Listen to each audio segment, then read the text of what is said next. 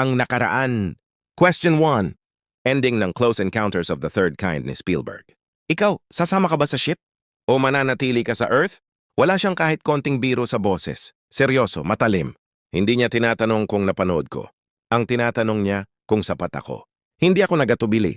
Sumama ako agad. Bago pa sila matapos mag-offer, nasa loob na ako. Tama si Neri. Bakit ka magstay sa normal routine? Kung pwede kang mag-explore ng universe at hamunin ang sarili mo, complacency is the death of progress. Nashock siya ng konti. Kita ko sa mata niya. Siguro iba ang narinig niya tungkol sa akin. Or kulang. Nag-move on siya agad sa next question. You sweet thing. What's the answer to the ultimate question of the meaning of life?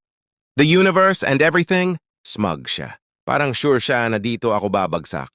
42. Pero hindi yon complete answer. Kailangan mo yung tamang tanong para sa tamang sagot. Yung tipong ilang daan ang dapat lakarin ng tao o anumang subversive. Ready na yung sagot ko na yon for years. Medyo disappointed ako actually. Kasi yung tanong niya, too easy. Ibig sabihin, pangit pala taste ng mga nakadate niya dati. Handang-handa na ako sabihin na, so long and thanks for all the fish. Pero bigla niya binitaw yung panghuling tanong. Walang pag-aalinlangan. Bard.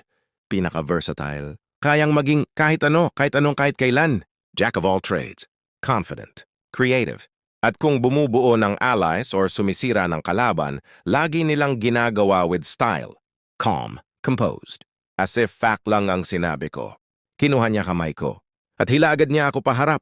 Habang halikan, umupo siya sa lap ko. Lasa ng cheap beer and cocktails. Pero masarap enough. Pag humiwalay kami para huminga, nung nakadikit pa noon namin, bumulong siya. Fuck the drinks. Marry me? I'm dying here. Tapos block 3. Lips sa lips. Walang babala. Binalot ako ng braso.